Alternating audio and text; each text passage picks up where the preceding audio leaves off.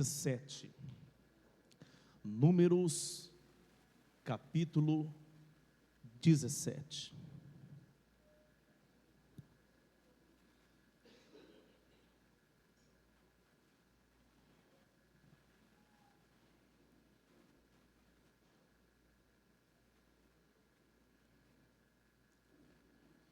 Se você está com a sua Bíblia, abre ela, em nome de Jesus. Você pode acompanhar também aqui, através do telão. A minha versão, filho, é RC hoje, viu?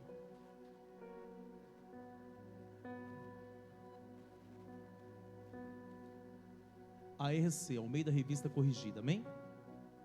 Ok. Está escrito assim: então falou o Senhor a Moisés, dizendo: fala aos filhos de Israel, e toma deles uma vara,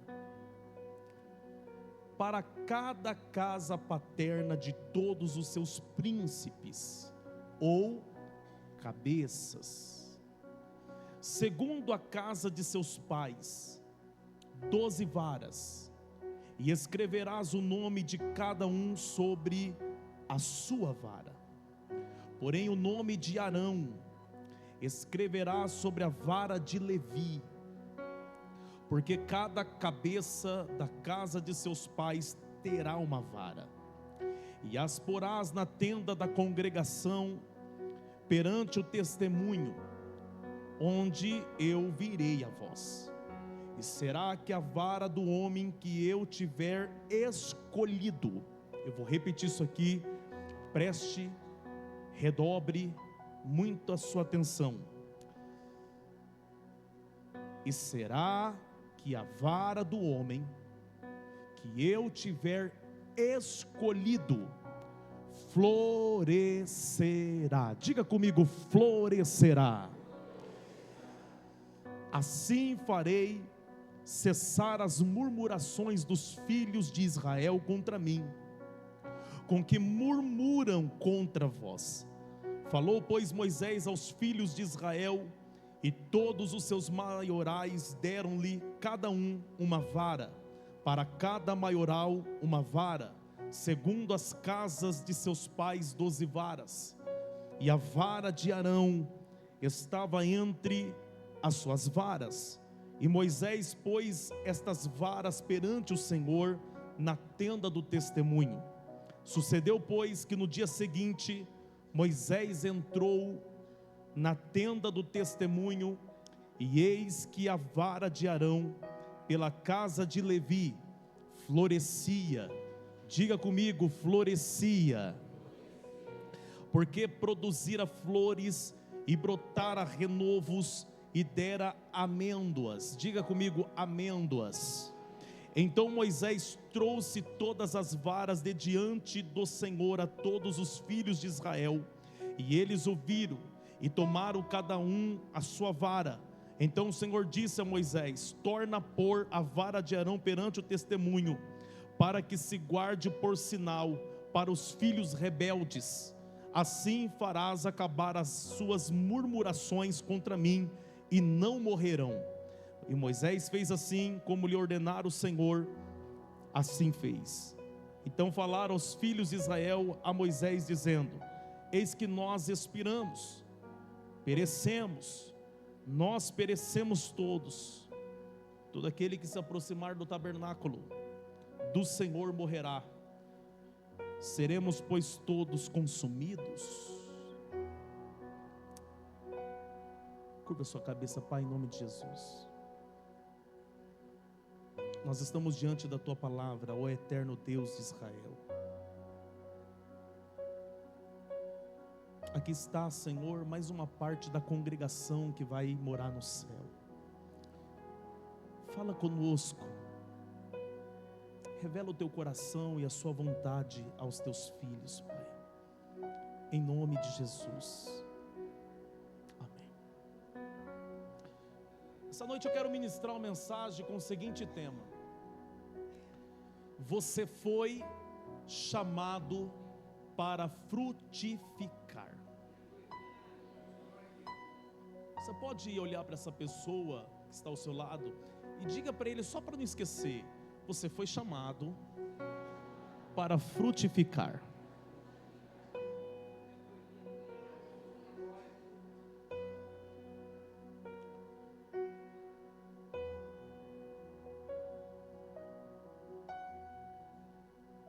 Preste atenção. A primeira bênção que Deus pronunciou ao homem no Gênesis, na criação, foi: frutificai, multiplicai e enchei a terra. Essa foi a palavra, a primeira bênção que Deus pronunciou sobre o homem.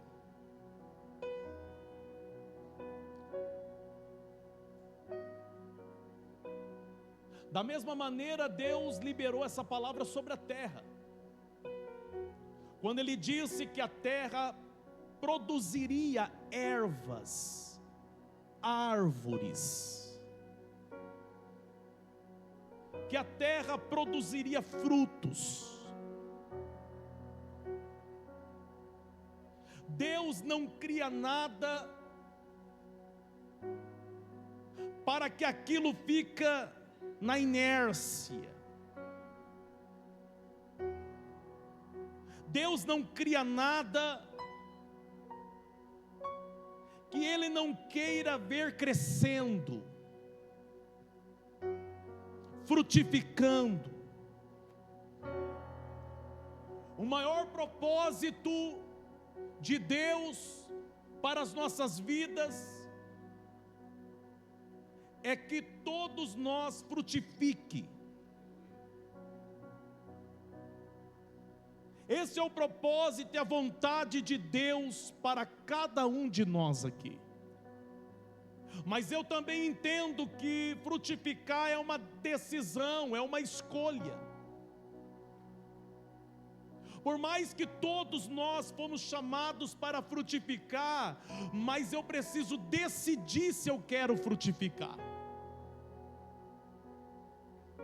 Você precisa decidir. E é interessante que uma das bênçãos, uma palavra de bênção proferida por Deus a Noé, também foi acerca da frutificação, lá em Gênesis, no capítulo de número 9, versículo 1, quando o Senhor, Ele vai falar com Moisés, com Noé, quando o Senhor vai, naquele momento ali, falar com Noé, Ele disse: e abençoou Deus a Noé e a seus filhos, e disse-lhes: frutificai, multiplicai-vos e enchei a... Você precisa entender que Deus disse essas mesmas palavras para Adão, o primeiro homem. O Senhor disse: frutificar, enchei a terra. Agora no capítulo 9 de Gênesis, Deus está falando a mesma coisa para Noé, e está dizendo: frutifica. Por quê? Porque a terra tinha passado por uma destruição, o dilúvio. Estavam começando do zero, eles precisavam frutificar. Em Gênesis capítulo 49, verso 22, Jacó começa a abençoar seus filhos, começa a liberar palavras sobre a vida de seus filhos, antes de sua morte. E olha o que ele disse para José: José é um ramo frutífero junto à fonte, seus ramos correm sobre o muro. A palavra de bênção proferida sobre José é que ele era um ramo frutífero. E quando nós começamos a estudar a história do José, Você percebe que quem é escolhido por Deus, ele frutifica mesmo passando por tempos difíceis. Quem é escolhido por Deus frutifica mesmo passando por estações ruins na sua história. Por quê? Porque José foi vendido pelos seus irmãos, José foi parar no mercado de escravo no Egito, José foi comprado por Potifar e levado para sua casa para ser o seu escravo. José depois foi acusado de ter abusado da mulher de Potifar, foi acusado de abuso e importunação sexual, passou mais de 2 a 3 anos dentro de uma prisão, mas como Deus tinha um chamado para ele frutificar, mesmo diante de todas essas intempéries, mesmo diante de todas essas situações ruins, ele chegou no trono de governador do Egito. Ele foi o segundo homem do império. Por quê? Porque quem é chamado para frutificar, vai frutificar. Quem é chamado para florescer, vai florescer.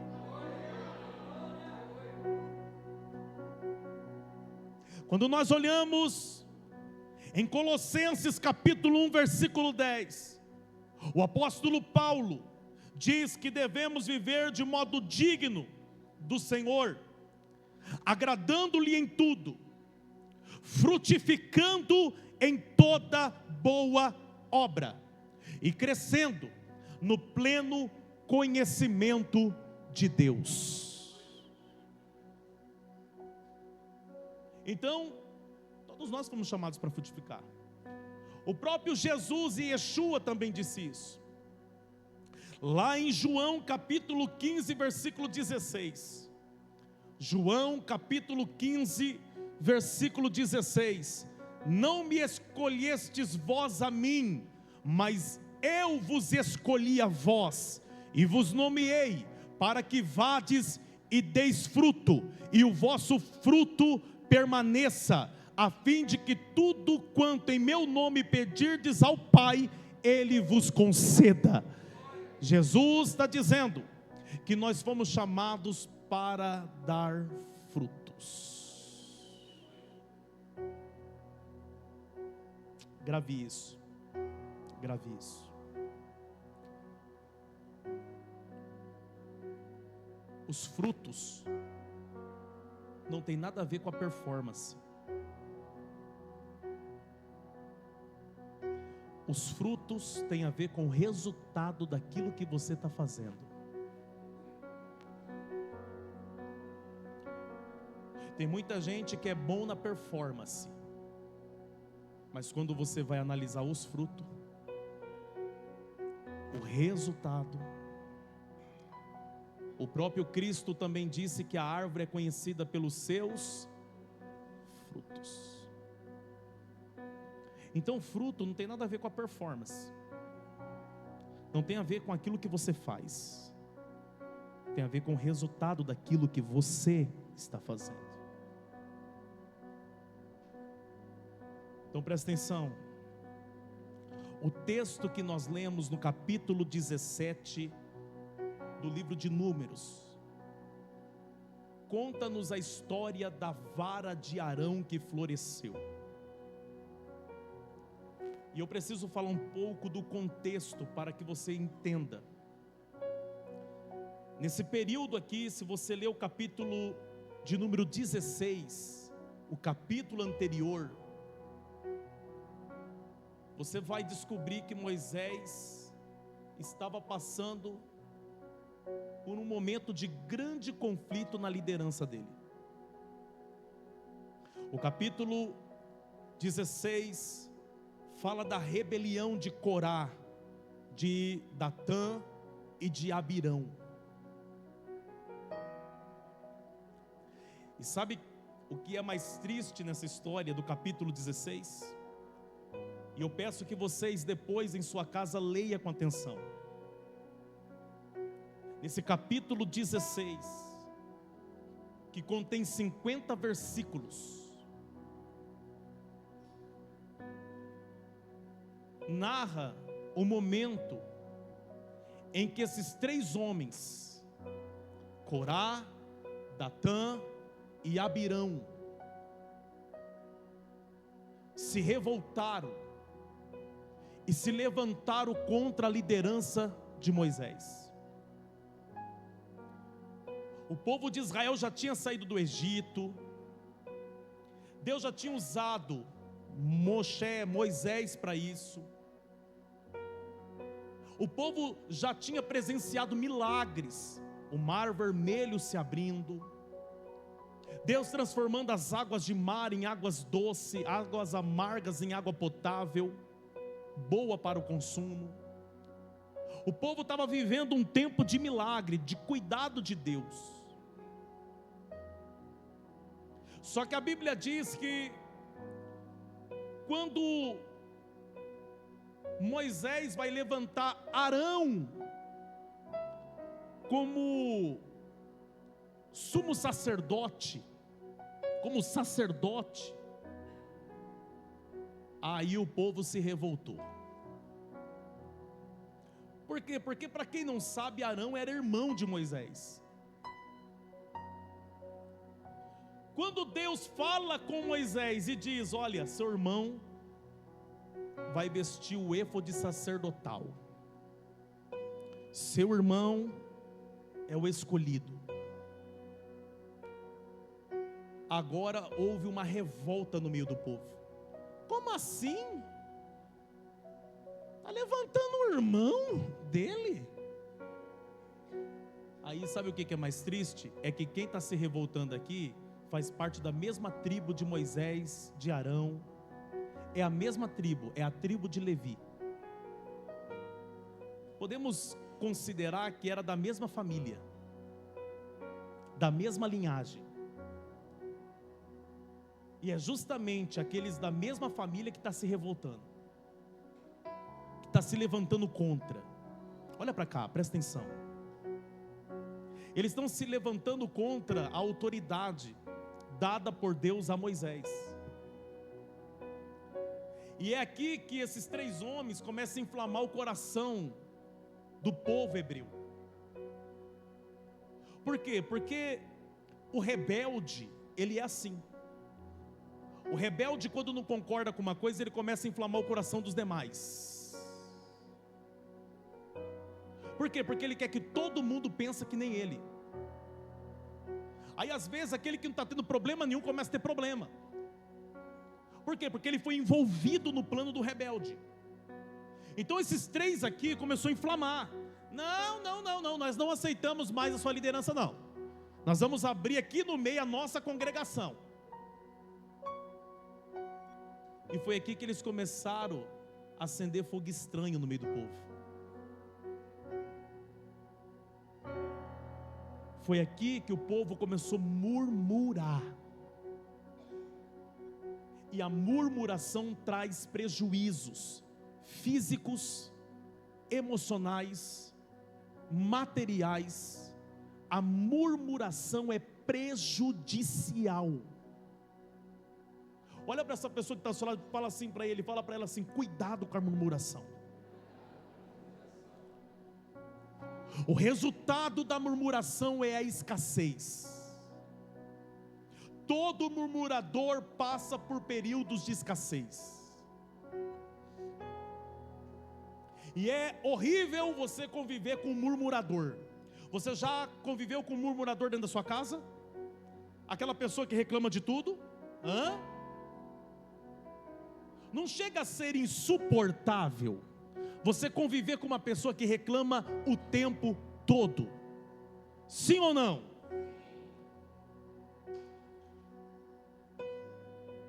E no trabalho? Como que o ambiente fica quando tem um murmurador dentro do ambiente que você trabalha? Como que fica aquele ambiente? Fica um ambiente tóxico.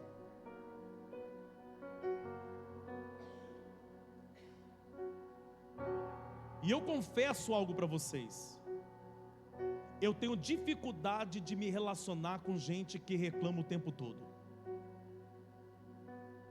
Eu começo a evitar pessoas que reclamam o tempo todo. Porque tem pessoas que ele sempre vai ter uma reclamação, ele sempre vai ter uma crítica, ele sempre.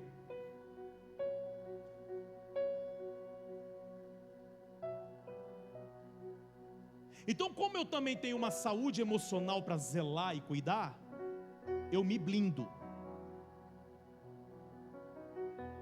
E aqui vai um conselho pastoral para você: começa a blindar suas emoções. Não deixa se envolver demais por quem reclama o tempo todo.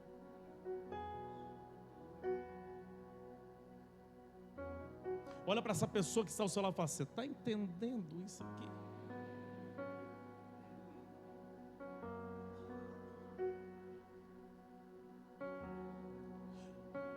Ainda quando a pessoa ele faz alguma coisa, talvez aquela pessoa lá na sua casa, ele reclama, mas ele é um cara que faz, ele é ativo, ele vai para cima. Quem está entendendo? O duro é você ter que conviver com alguém que reclama e não faz nada. Sabe aquela crítica construtiva de quem nunca construiu nada?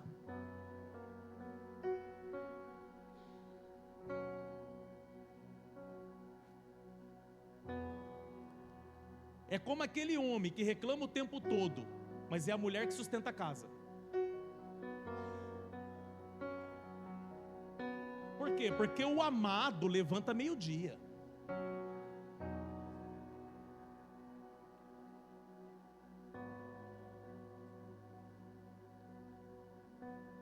Meu amigo, meio-dia. Meio-dia. Reclama o tempo todo, levanta meio-dia, ainda acorda reclamando: cadê meu café?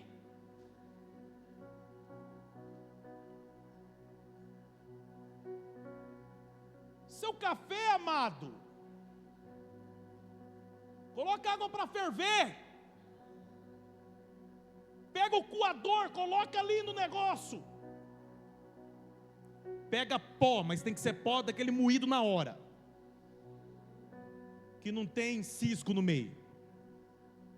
Coloca 3 colheres, coloca água, não põe açúcar e toma. Quer café? Faz. O amado não faz nada, mas quer a janta 19 horas em ponto. E aí, santo?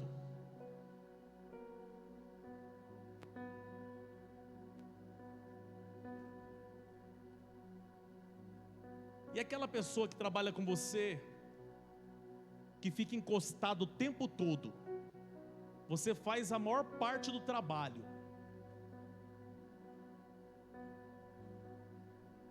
e o amado quer reclamar ainda. Olha só, gente, é horrível você conviver com gente que reclama o tempo todo, você faz mal, adoece a alma. E para você entender, nem Deus, vou repetir isso aqui, nem Deus suporta gente que murmura. Porque teve um tempo aqui na história que o povo estava murmurando tanto que Deus desceu e falou para Moisés assim: Moisés, eu vou matar todo mundo. Eu vou matar Moisés. Aí Moisés falou: Deus, como assim? Está sem paciência? Deus falou: é tudo obstinado. Tudo obstinado esse povo aí. Você sabe o que significa a palavra obstinado? Teimoso. Era um povo de dura cerviz. Cerviz está ligado à palavra cervical. O que é um povo de dura cerviz? Esse aqui, ó. Ele não se curva. Não se curva, ele não se prostra. Ele não. Aí Deus falou assim: eu vou matar. Deus falou assim: Moisés, eu vou te dar outro povo, fica tranquilo, eu vou matar esse povo aí. Aí Moisés falou assim para Deus: Deus, o que as nações vão falar do Senhor? O que os egípcios vão falar que o Senhor tirou eles de lá para matar no deserto? Diga comigo: nem Deus suporta murmurador. Aí no capítulo 16, eles começaram a fazer fogo estranho. Aí Moisés chegou assim e falou assim: vocês vão ver se Deus é com vocês ou é comigo. Aí Deus falou assim para Moisés: corre, sai do meio deles, sai agora, vaza, sai de perto deles. Está escrito isso, pastor? É só ler, está no capítulo 16. Deus falou assim: corre, sai de perto deles. Mas por que, Deus? Porque eu vou abrir a terra e vou engolir todo mundo, e quem estiver perto vai junto, sai de perto deles. Chama o Arão, sai de perto. Aí a Bíblia diz que quando Moisés se afastou, a terra abriu no meio, 250 pessoas foram engolidas pela terra, e a terra fechou em cima deles.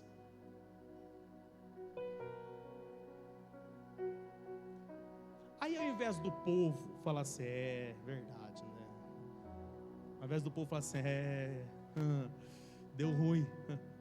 Sabe o que o povo fez? Pegou pedra e falou assim: agora nós vamos te apedrejar, Moisés, é você que está matando o povo aqui. O povo está errado e não quer aceitar a consequência. E na verdade nós estamos vivendo esse tempo também, em todas as áreas. Não é só na igreja, não. Nós estamos vivendo um tempo que as pessoas, elas não suportam mais ser corrigidas.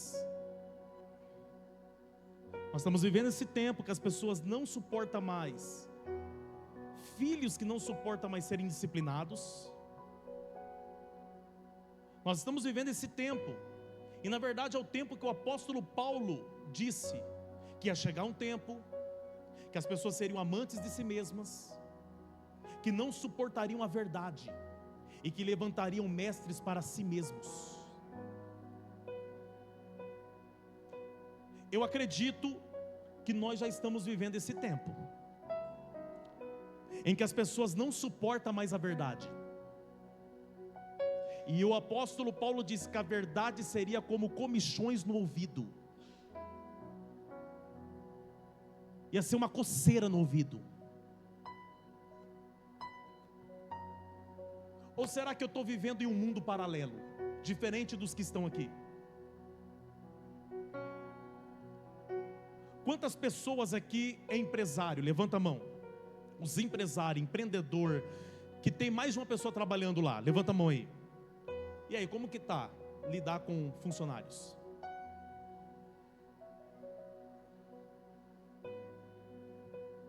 Porque a maioria dos empresários que pede oração para mim, a reclamação geralmente é a mesma: dificuldade em lidar com os contratados. Eu estava em Ponta Porã pregando, e aí uma amada, que nós amamos muito ela, missionária Cida, pastor Xavier, me levou num restaurante para comer. Ela é muito amiga da dona desse restaurante, dentro do Paraguai. Ela é contadora, então ela presta muito serviço ali na fronteira. E aí eu fui num lugar maravilhoso, não me lembro o nome, mas é um lugar assim, topíssimo. Simples de tudo, mas pensa na qualidade da comida. E aí quando eu cheguei lá, eu não conheço a dona estava triste. Aí ela abraçou a irmã que estava comigo, ficaram conversando, eu fui comer. Quando eu fui para o caixa, ela veio e falou assim: o senhor é pastor, né? Minha amiga falou que o senhor é pastor. Tem como o senhor orar por mim? Eu acredito que foi Deus que mandou o senhor aqui hoje, porque antes do senhor chegar eu estava chorando lá na cozinha. Falei: tem sim, vamos orar, vamos. Ela disse: vamos entrar aqui nessa sala. Ela virou para mim e falou assim: pastor, eu não aguento mais. Pastor, eu sou roubada todo dia. Todos os dias some alguma coisa. Pastor, quem eu contrato tem que roubar até uma cabeça de alho. Aí quando a gente vai entrar na cozinha, pastor, a gente está trabalhando, eles estão descendo a madeira em mim e no meu esposo, e nós pagando certinho. Ajuda, eu não aguento mais, pastor, eu estou no meu limite. E essa tem sido a reclamação recorrente de vários. Percebeu que hoje os relacionamentos eles estão difíceis? Quem percebeu isso daí? Presta atenção. Só que murmuração, reclamação é uma coisa antiga. Antiga. Aquele povo olhou para Moisés e falou assim: ó, o povo está morrendo por causa de você. Aí Moisés foi falar com Deus de novo. Aí Deus falou assim: é o seguinte, Moisés, tem um jeito de acabar com isso. Como? Chama 12 rós, 12 cabeças das tribos de Israel. Chama, pode chamar todos eles. Estão reclamando? Então chama eles. Mas fala para não vir de mão vazia. Fala para cada um trazer uma vara. Diga, uma vara. Ou em outras traduções, bordão, cajado. Fala para cada um trazer um cajado, uma vara. O que era? Era uma vara seca. Fala para os 12 trazer, representando suas tribos. Então, lá vem os 12. E entre eles está quem? Arão. Arão está vindo com a vara dele também, representando a tribo de Levi. Aí quando eles trouxeram a vara seca, porque aquela vara seca nas mãos deles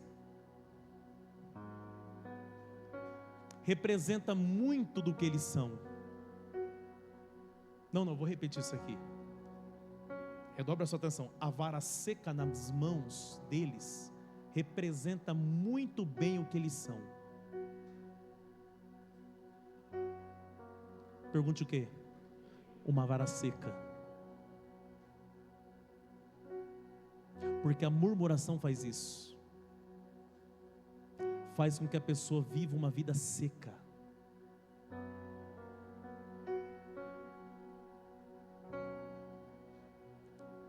O que você tem na sua mão para apresentar diante do Senhor?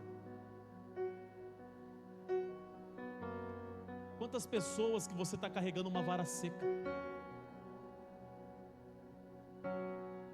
Uma vara seca. E presta atenção, olha para cá, isso aqui vai mexer com a sua cabeça, olha para cá. Tem pessoas que falam assim: Deus olha para o coração. Concordo, Ele olha mesmo para as intenções do coração. Mas quando Deus quer analisar as nossas obras, não é para o coração que Ele olha. Ele olha para as nossas mãos. Isso aqui vai mexer com a sua cabeça, quer ver? Quer ver? Eu vou provar para você na Bíblia que é para as nossas mãos que Ele olha. Lembra de Davi? O homem segundo o coração de Deus, quem lembra? A Bíblia diz que Davi falou assim: Senhor, eu quero construir uma casa para o Senhor. Eu quero construir um templo, uma casa sagrada para o Senhor. Aí Deus falou o quê para Davi? Você não pode. Por quê? As suas mãos estão cheias de sangue. Você não pode construir isso para mim. Quem vai construir é seu filho. Porque eu prefiro um jovem inexperiente para fazer uma casa para mim do que um homem maduro, mas está cheio de sangue nas mãos. Então Deus olha para onde? Para as mãos. Jesus, Yeshua, foi chicoteado, foi aberto 470 cortes em sua carne, teve o seu lado perfurado, teve suas mãos e pés perfurados pelos pregos, mas a única marca que ele ainda carrega não é as costas abertas pelo chicote de azorrague, não é o furo do lado que foi aberto por uma lança. A única marca que ele ainda carrega é a das suas mãos. O homem das mãos furadas. Por quê, pastor? Porque quando Satanás, o nosso acusador, vai nos acusar perante Deus, dizendo: pecou, tem que morrer, está escrito que o salário do pecado é a morte. Aí vem Jesus: Não, mas e essa obra aqui? Isso aqui foi por eles. Isso aqui foi a obra do Calvário. O homem das mãos furadas está passando por aí. Sinta ele aí. Sinta ele aí.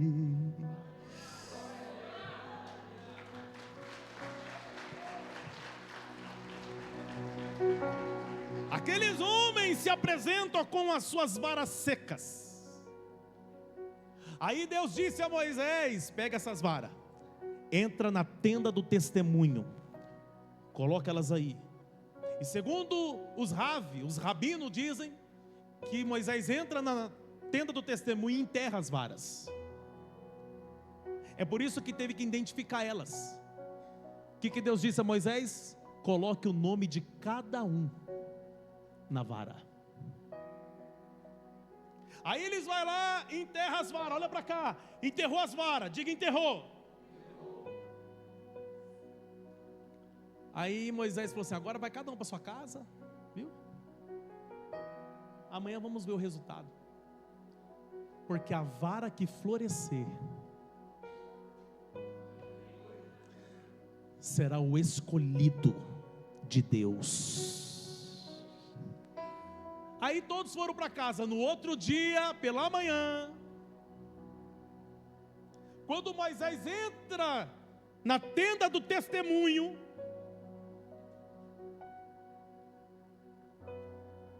tem uma vara que está florescendo. Ela está dando flores,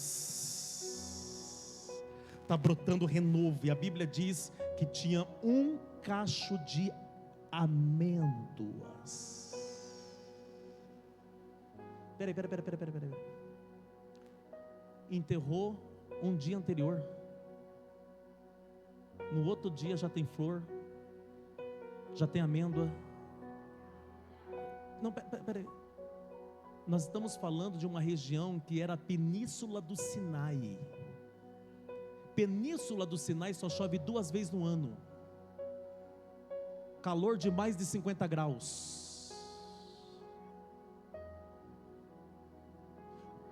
Como que uma vara vai florescer, uma vara seca vai florescer numa região de deserto? Olha para cá. Uma semente, quando você planta ela, no outro dia ela já está nascendo? Demora um tempo? Essa vara floresceu em menos de 24 horas. Essa vara está dando fruto em menos de 24 horas. Por quê? Porque quando Deus tem um chamado na vida de alguém, eu vou repetir. Quando Deus tem um chamado na vida de alguém, não importa o ambiente que essa pessoa esteja, não importa as condições que ele esteja, não importa, vai florescer, vai dar fruto. Mas é deserto, mas está dando amêndoa. Mas não está chovendo, mas está dando amêndoa. Em menos de 24 horas, mas está frutificando. Por quê? Porque não é qualquer vara, não, é a vara de alguém que foi selecionado no céu, é a vara de alguém que foi escolhido perante os homens da terra.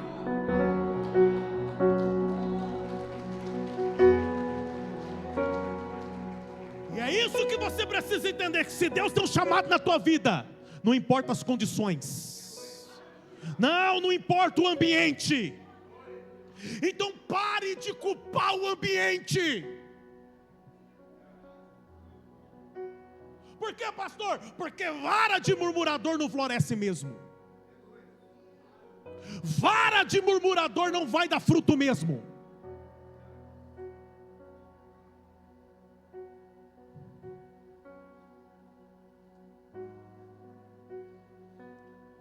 Todos estão no mesmo lugar, enterrados na mesma terra.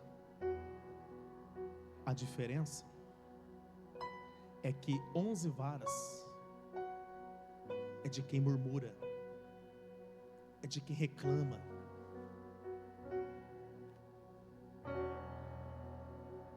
É de quem desqualifica a autoridade de Deus na vida de quem Ele escolhe. Não vai florescer mesmo não. Olha para essa pessoa e fala: não vai florescer mesmo não.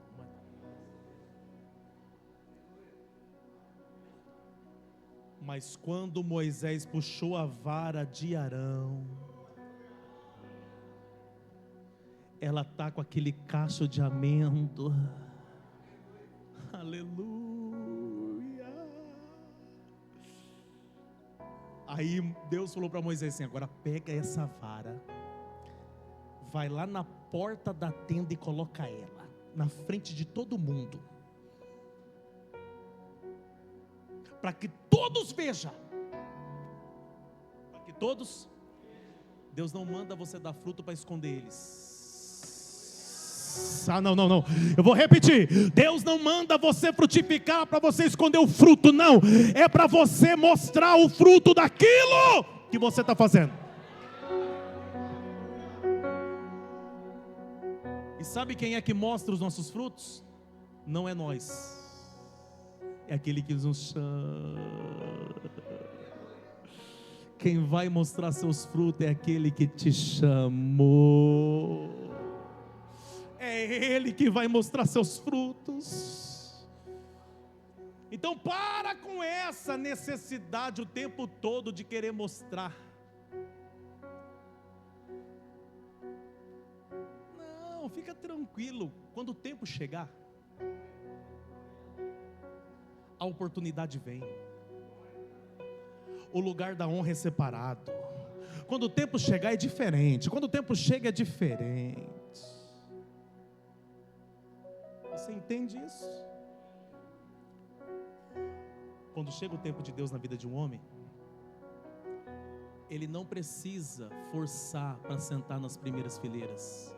Ele é chamado para sentar nas primeiras fileiras. O próprio Cristo lá em Lucas disse isso. Yeshua, Jesus, disse: quando você for convidado para entrar numa festa, numa casa, num ambiente,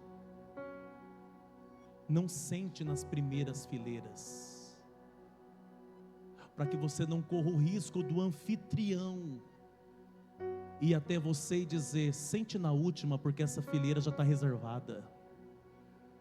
Não, mas quando fores convidado, sente na últimas, para que você receba a honra do anfitrião ir até você e convidá-lo para sentar nas primeiras. Sabe qual é o problema de muita gente? É que você quer forçar. Todo ambiente você está forçando, no trabalho você está forçando. Jesus enfrentou isso no ministério dele. Teve um dia lá que teve 2 discípulos que chegou lá em Jesus. Aí veio a mãe dos discípulos, a mãe dos filhos do trovão, e falou assim: mestre, eu venho fazer um pedido a ti. Pode falar, minha serva. Eu quero que os meus 2 filhos, que são seus discípulos, um sente à sua direita e outro à sua esquerda no teu reino. Ai, que atrevida. Ai, que ousadia. Jesus falou assim: não sou eu que decido isso não. Aí a Bíblia diz que começou uma confusão no meio dos discípulos para saber quem era o maior. Aí Jesus falou assim: vocês querem saber quem é o maior? O menor, aquele que serve, sempre vai ser o maior. Então presta atenção. Quando você é chamado para frutificar, você não precisa forçar lugares, não precisa forçar nada. Olha para essa pessoa com carinho e respeito e diga assim: quando você é chamado por Deus, você não precisa forçar a porta.